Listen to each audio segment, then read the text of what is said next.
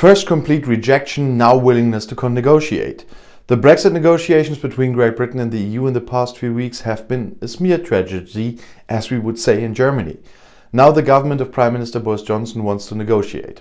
A week ago, an EU summit actually wanted to approve a Brexit follow-up agreement with the UK. Instead, the 27 heads of state or government had to decide.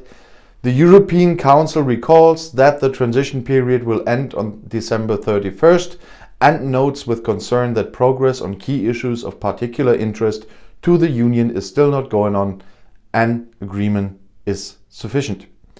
Since then, the British Prime Minister Boris Johnson has indicated several times that he doesn't care about the worries of his European colleagues. The EU still serves him to the point of self-denial. Council President Charles Michel has just announced again in the European Parliament, time is very short. We are ready to negotiate on all topics 24 hours a day. The EU chief negotiator Michel Barnier was no longer admitted to London. But on Wednesday, an apparent change of heart.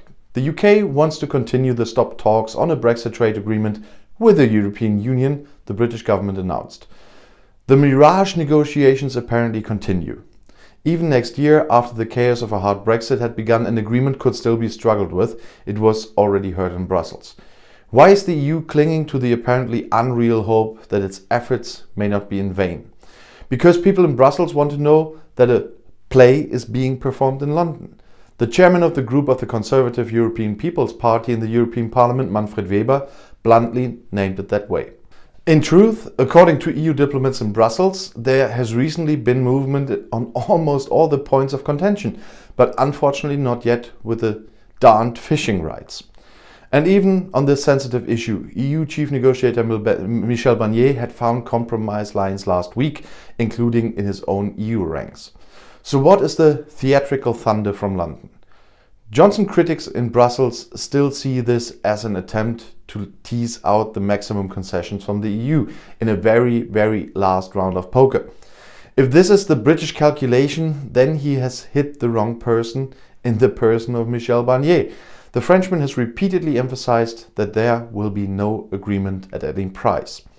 For Johnson, it is obviously important domestically to make the situation appear as if everything depends on him, if he hears the EU by begging for further talks or not. He's looking for the big entrance. At first, he does not seem to be concerned with factual questions. Yeah, some of them are fatal, unfortunately. But they are in abundance of the negotiating table. But if they remain unanswered, the consequences for, as an example again, our German economy could be serious too. According to a study by the auditing company Deloitte, sales of German companies in the British markets have already fallen by almost 24 billion euros, or 12% since 2015, and exports by almost 7 billion, or 6%. The greater damage is being done to the UK economy, which is far more dependent on business with mainland Europe than the EU is on exchanges with the UK. And although in the comments many will deny that again, but it's a mere matter of percentage.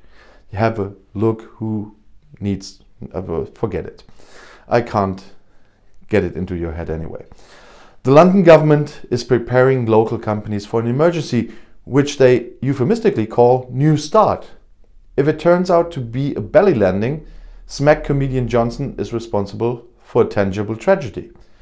The EU, on the other hand, has offered him a post-Brexit existence with a privilege that it has not yet granted to any other third country. Quota-free and duty-free access to its internal market. No other third country got that. And that is what all the people who said Canada plus plus plus was meant to be.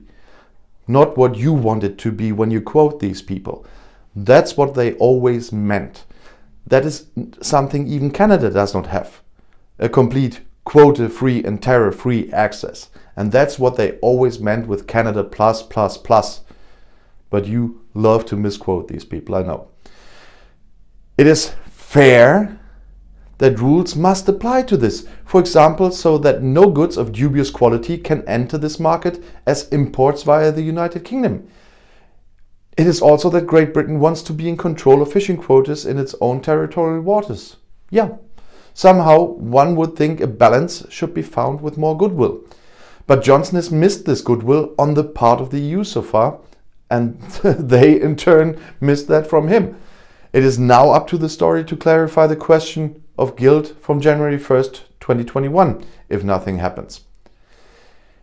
It is to be feared that Boris Johnson theatrical thunder accompanies a rogue play.